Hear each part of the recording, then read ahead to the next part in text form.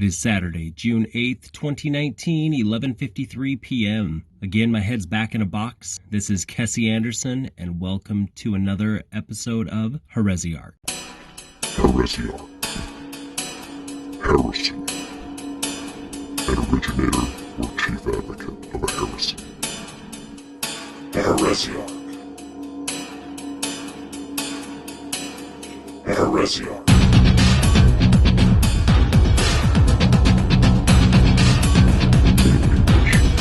French heretic, the ecclesiastical Latin from Greek heretikos, able to choose. As we continue deep diving into the Noahide Laws, we need to know where they come from and which group has been pushing them. The group that has been pushing the Noahide Laws worldwide is the Lubavitch movement.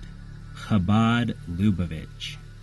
Now, from what I'm discovering, in a lot of religions, even though they have a top-down hierarchy, in the Jewish religion, Judaism, there's not necessarily one master power. It's kind of broken into different groups, Chabad Lubavitch being one of those, amongst about 6 or 7 major factions. Another term for them are Lubavitchers. It's a philosophy, a movement, and an organization. It's considered to be the most dynamic force in Jewish life. Now, this is coming from the Chabad website.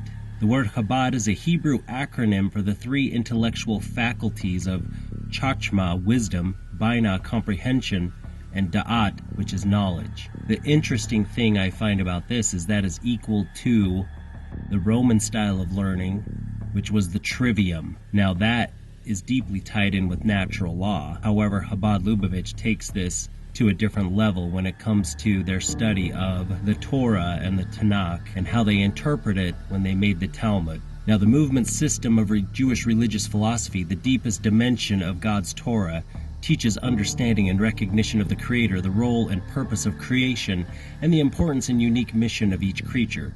This philosophy guides a person to refine and govern his and her every act and feeling through wisdom, comprehension, and knowledge. Now, the word Lubavitch is the name of a town in White Russia where the movement was based for more than a century. Appropriately, the word Lubavitch in Russian means the city of brotherly love. The name Lubavitch conveys the essence of the responsibility and love engendered by the Chabad philosophy toward every single Jew. Now, the movement, its inception was 250 years ago, and it's a branch of Hasidism.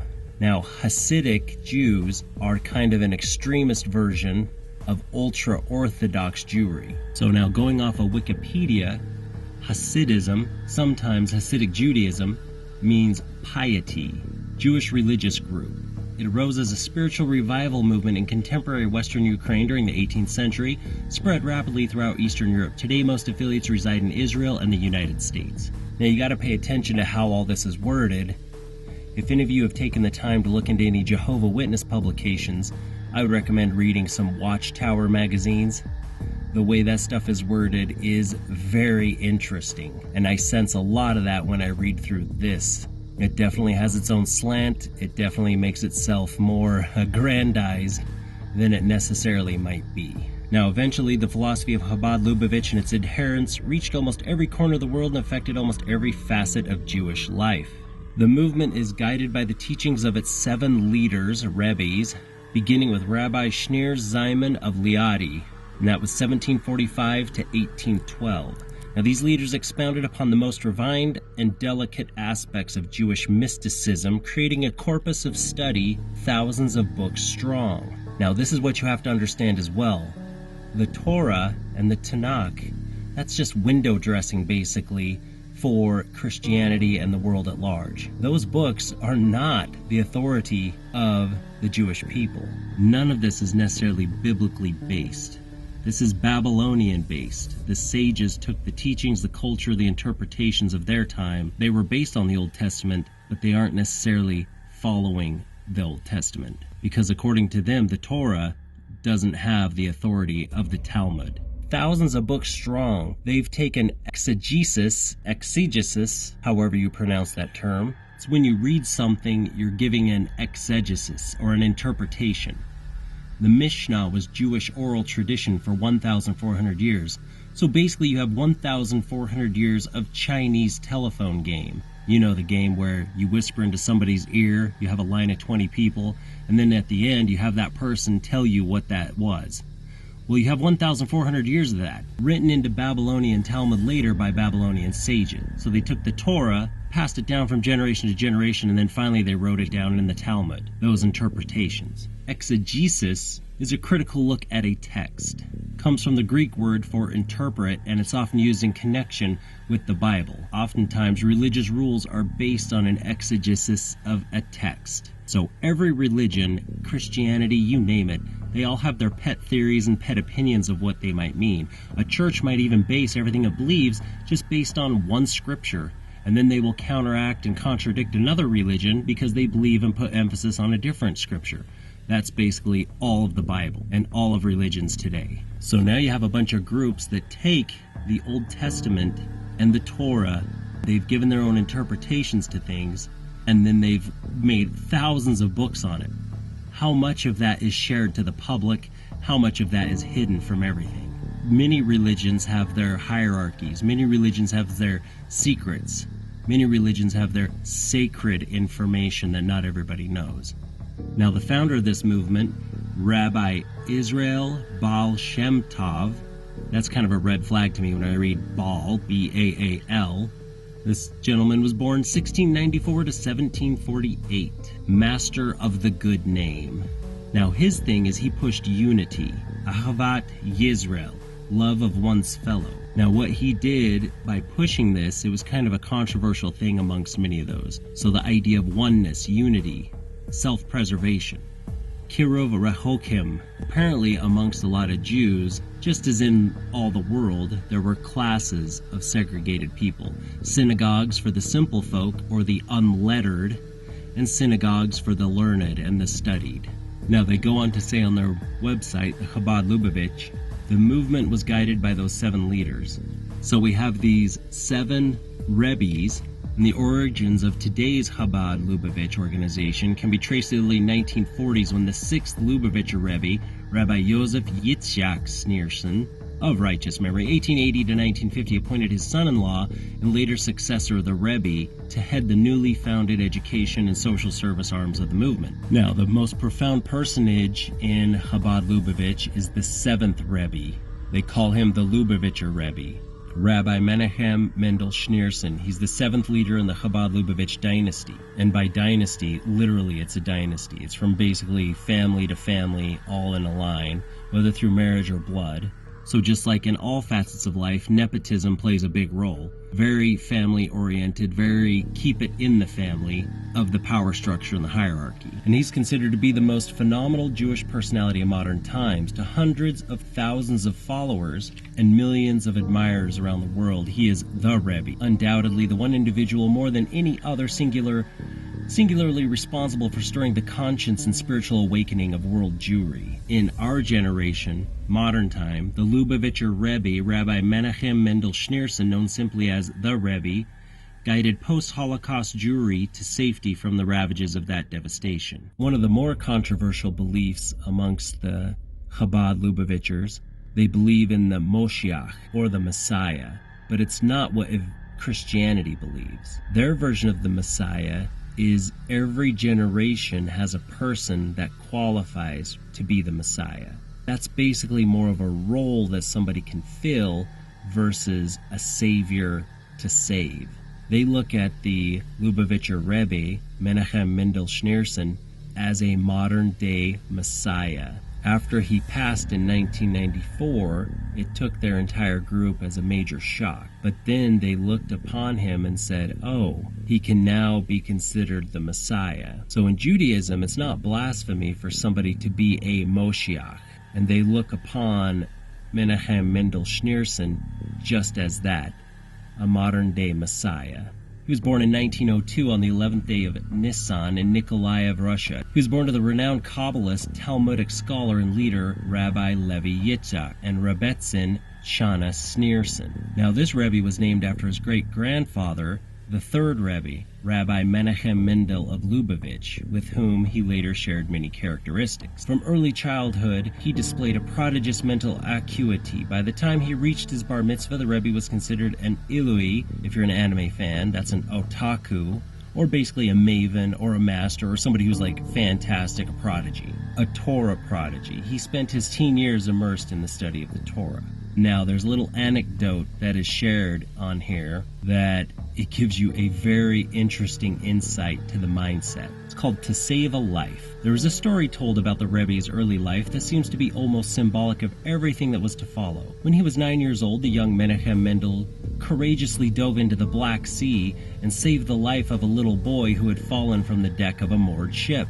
That sense of other lives in danger seems to have dominated his consciousness. Now, when you hear that, I think of self-sacrifice, willing to give, willing to assist someone in need. And I'm sure many apologists amongst Judaism would say the same thing and argue the same thing for the sake of winning an argument because of what I'm about to point out next. So the narrative continues. That sense of other lives in danger seems to have dominated his consciousness, of Jews drowning in assimilation, ignorance, or alienation, and no one hearing their cries for help. Jews on campus, in isolated communities under repressive regimes. So when they use the term other lives in danger, they're worried about assimilation. Now, interesting how in this modern day, diversity is our strength. Not so much with this group. In fact, that is very frowned upon, to date or intermingle with somebody who is an other, so to speak. And I understand that. Almost every religion has that idea. You want to keep your people, your culture, your values, and that is a big deal amongst many religions. So the narrative continues. After his father-in-law died, the Rabbi Yosef Yitzhak Schneerson, in 1950, Rabbi Menachem Mendel Schneerson reluctantly ascended to the leadership of the Lubavitch movement. The headquarters located at 770 Eastern Parkway in Brooklyn, New York. Now, everything has symbolism here. In Judaism, numbers play a very important role. The number 7, the number 9, number 12, number 70. 3. Soon, Lubavitch institutions and activities took on new dimensions. The outreaching philosophy of Chabad Lubavitch was translated into ever greater action as Lubavitch centers and Chabad houses were opened in dozens of cities and university campuses around the world. Now, basically, there's 4,000, according to the website, full-time emissary families and apply 250-year-old principles in philosophy to direct more than 3,300 institutions and a workforce that numbers in the tens of thousands dedicated to the welfare of the Jewish people worldwide. Now, according to what I'm studying, within several generations, the Hasidic attitude became more universal. So even though there was opposition and class warfare, the outreach programs kind of have unified and kind of brought more of a systemic structure to all of their groups. So in some religions, you could consider it kind of an activation campaign or a reactivation campaign. Those that aren't participating members, a way to outreach and bring them back into the fold. So even though one group might have its own separate practices, they are all possibly influenced by each other, and they all, for the most part, fall in line and have the same belief system in a general way. Now, as the programs continued throughout the Jewish community, it became increasingly recognized that they were one, a oneness unique to the Jewish people. Limbs of the same body strengthening one limb, one Jew fortifies us all. A oneness given frequent and eloquent emphasis within Chabad Hasidism, reflecting its fundamental belief that every Jew, regardless of affiliation or background, possesses a neshama, a unique soul, a godly spark. In its essence, this spark of godliness is common to all Jews and equal in all Jews, which gives new significance to the often repeated colloquialism, a Jew is a Jew is a Jew. So breaking down class barriers, bring everybody together. Now, there's a key word here, neshama. I'm probably even pronouncing it wrong, but neshama, that is a very, very loaded term in Judaism, the idea of the soul. That is a very controversial idea as well, and it plays into the creation narrative with Adam and Eve. So in Kabbalah, however you pronounce it, and other mystic traditions, they go into greater detail into the nature of the soul. Kabbalah separates the soul into 5 elements corresponding to 5 worlds. Nefesh, it's more of a natural instinct. I would argue it's kind of the animal instinct, your base instinct. Nefesh is just literally living being. Ruach, related to emotion and morality, and it translates into literally wind. Then you have neshama, it's related to the intellect and the awareness of God, literally breath, because God breathed the soul into Adam. Chaya, it's a part of God, as it were, literally life. Then you have Yeshida, probably saying that one wrong, literally singularity. The aspect is essentially one with God. In a Christian idea, it can kind of maybe mean atonement, because if you break the term down, at one-ment, being at one with God. But this is a radically different concept. But singularity is another term that to me is loaded, and in my world, very disturbing, especially in terms of technology, artificial intelligence. And I will go into more on that as I deep dive into each individual Noahide law, especially the creation story of Adam and Eve and the soul being breathed into Adam. Because what you find out, and this is where a lot of controversy lies in this supremacist ideology, not everyone has been breathed in the soul by God. So though you are human, and you may have procreated husband and wife, does not necessarily mean that God has breathed the soul. That's an external process to you if you are not of the proper lineage or bloodline. All you've done is created a vessel, a human, a meat body, an animal that is not necessarily given the divine spark or the neshama. That plays a very big role in that doctrine and that idea. If you get a chance, watch Blade Runner 2049 now, and then later, after you get a bunch of information I'm going to provide, watch it again. It will blow your mind how much that is based on Judaic principle, Kabbalah, and the idea of the NPC, no soul, and angels. Fascinating stuff. Now, past, present, and future. Many leaders recognize the need of the moment and respond with courage and directions. That is, this is their forte and an admirable one. Others, though their strength may not lie in instant response to current problems, are blessed with the ability of perceptive foresight, knowing what tomorrow will bring and how to best prepare. Still, other leaders excel in yet a third distinct area, possessing a keen sense of history and tradition. Their advice and leadership is molded by a great sensitivity to the past. One thing I believe in, a sign of awareness, is crossing bridges before you get there. Many people use the phrase, I'll cross that bridge when I get to it. Well, if you mentally move yourself forward and you put yourself in different scenarios and you play it out in your head and you say, okay, when this situation presents itself, how will I react or how will I respond? React, to me, that means you are being acted upon. You are reacting. Somebody is acting and you are reacting to what they're saying. That is a weak frame of mind. If you can respond, that means something happens. You are able to sit back, analyze it, and then make a decision based on what you analyze. You don't want to act on emotion. You use logic and thought. Otherwise, if you just have a knee-jerk reaction, in a lot of cases, it might not go well for you. So what I personally like to do is run a whole lot of scenarios in my head, think of different ways of approaching something, different viewpoints, different angles. Then, when that situation does prepare itself, though I may not follow through on exactly how I thought, afterwards I can then look back and reanalyze kind of my own personal quality control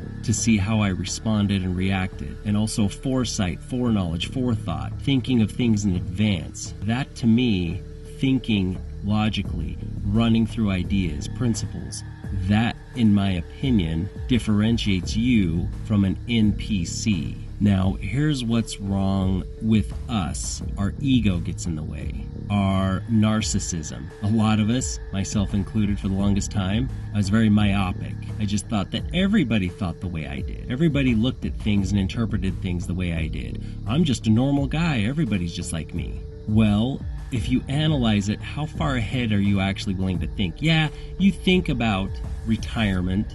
Yeah, you might think about a vacation coming up.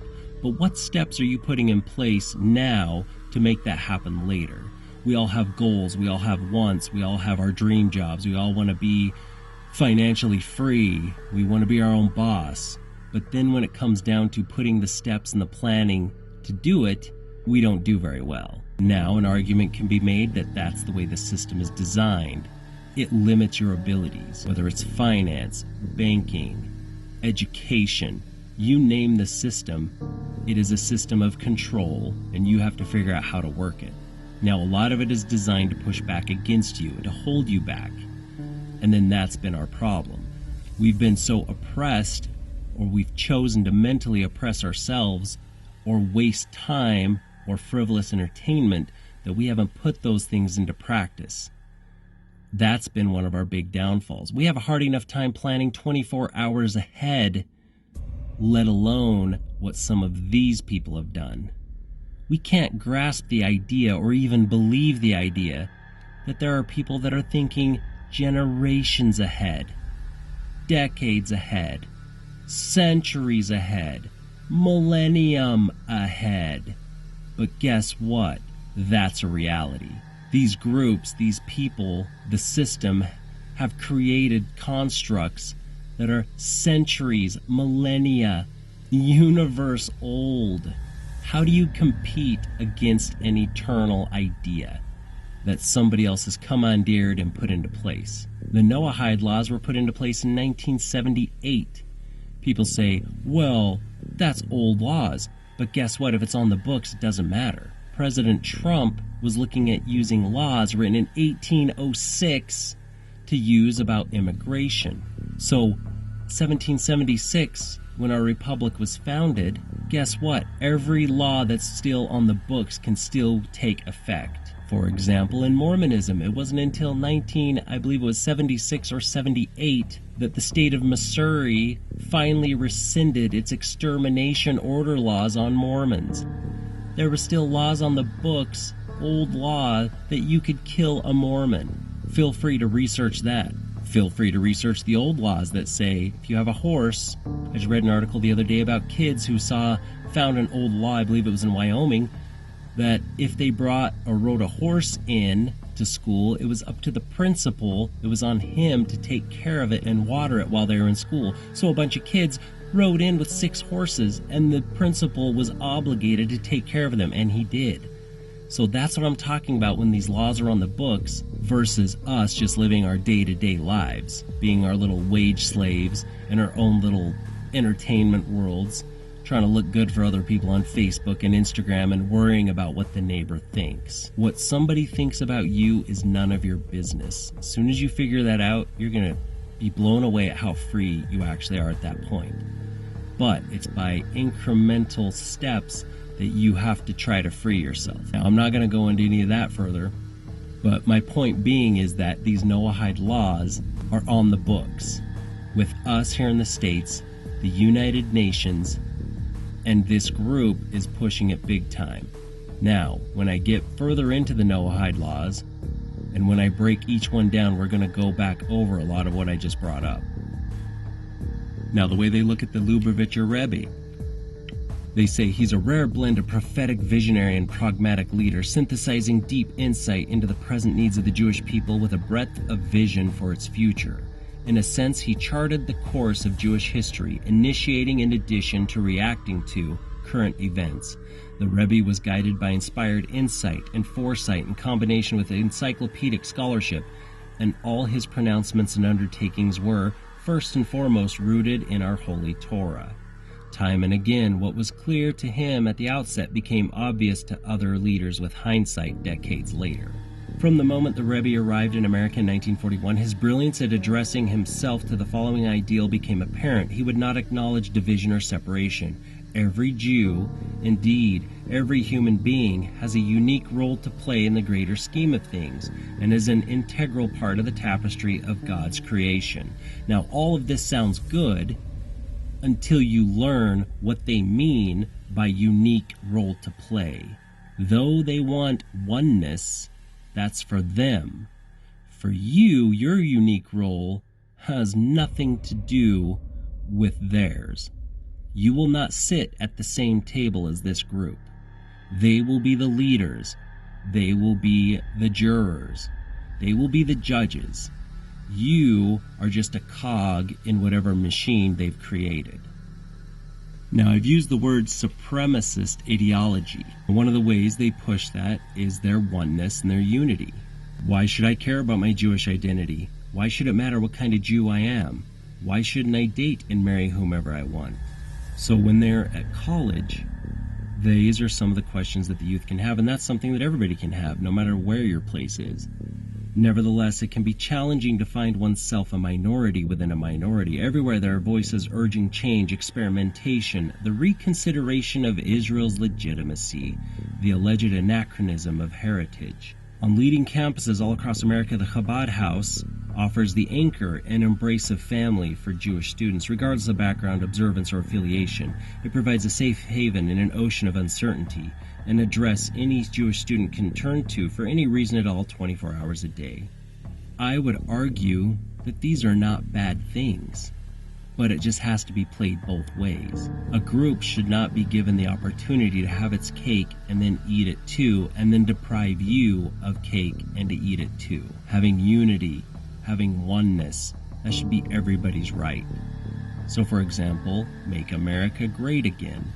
So basically, we are a republic with a rule of laws. What happens, unfortunately, is when you bring in groups from the outside who aren't acquainted thoroughly with these laws or an understanding of where it comes from, and then they then vote representatives who are then take power and subvert and change those laws. So now we're seeing very interesting times on what I would deem to be an amazing institution with the Constitution. That is up until 1871, but that is for a later time. But now we have groups, because we are not a democracy, they have to attack the laws. So judges legislating from the bench, doing rules that are taking in their hands what should have been left to the executive branch of government. And that's the game they've had to play. They can't win through majority rule, so they have to attack the laws themselves.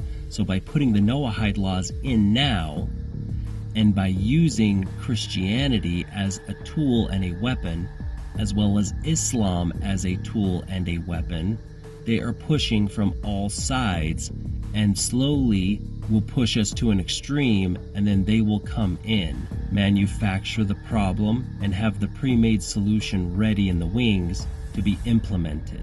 Now enters the Noahide Laws. Witnessing the moral degeneracy of today's society, what should the Jewish response be?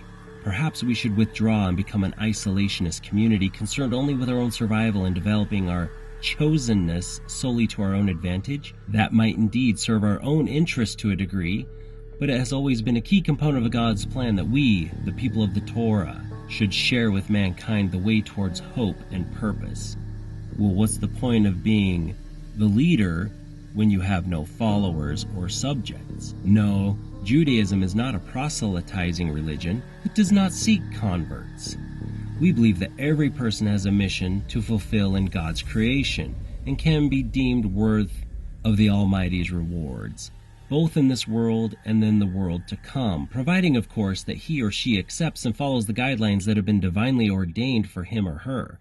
For the Jew, this means the 613 commandments. For the non-Jew, i.e., all descendants of Noah, it means the basic program of ethical monotheism built on 7 commandments, the universal moral code, the 7 laws for the descendants of Noah. The 7 Noahide laws begin with the prohibition against worship of anything but the one supreme God, and contain an orderly system of ethical behavior comprising the code by which all of mankind is obligated to live. The Rebbe launched a campaign to teach and disseminate the Noahide code to the world at large. There is an obvious question: why now? Why embark upon this outreach program to the Gentiles? Now that's a loaded term. In Christianity, you think of Gentile, it just means non-believer. In Judaism, the term is goy, or goyim, which, if you've studied the Talmud even a little bit, it is an animal in human form better to serve the Jew.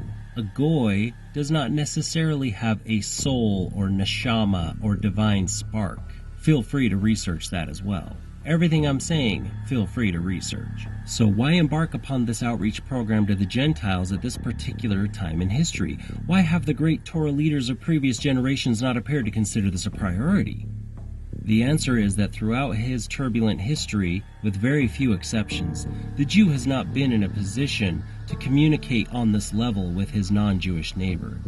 The Jew has been a victim of severe circumstances and could not dare suggest that he had something to teach his contemptuous hosts about faith and morality.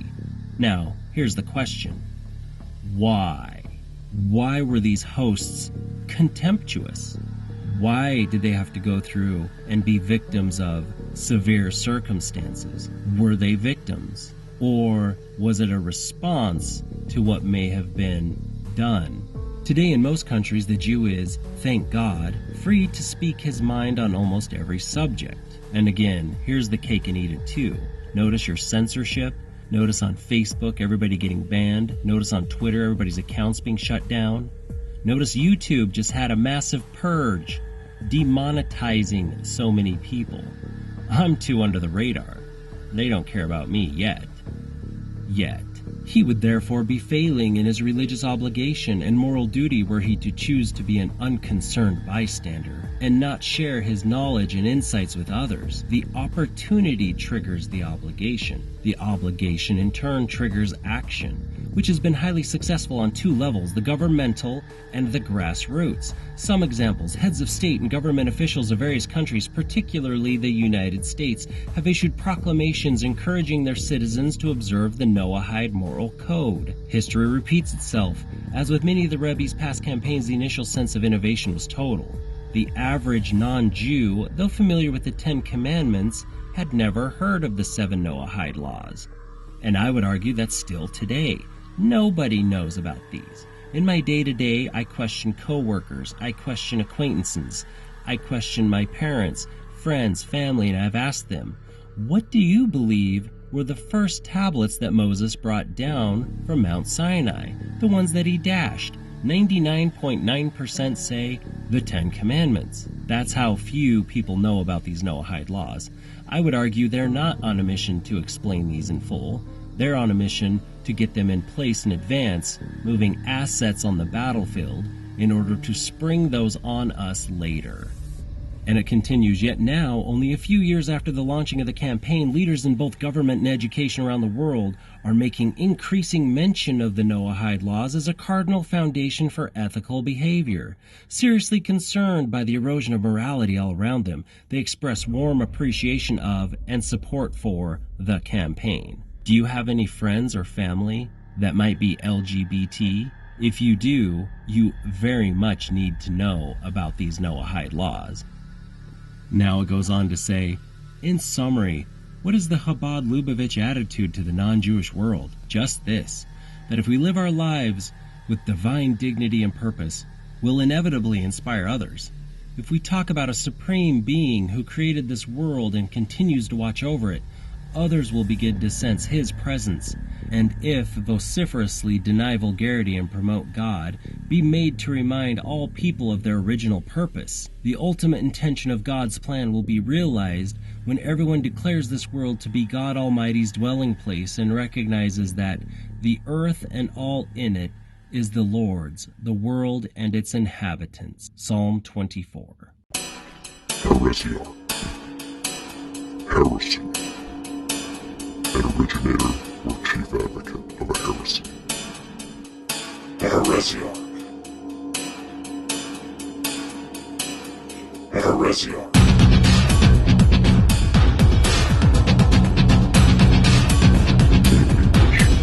French heretic, the ecclesiastical Latin for Greek hereticos, able to choose.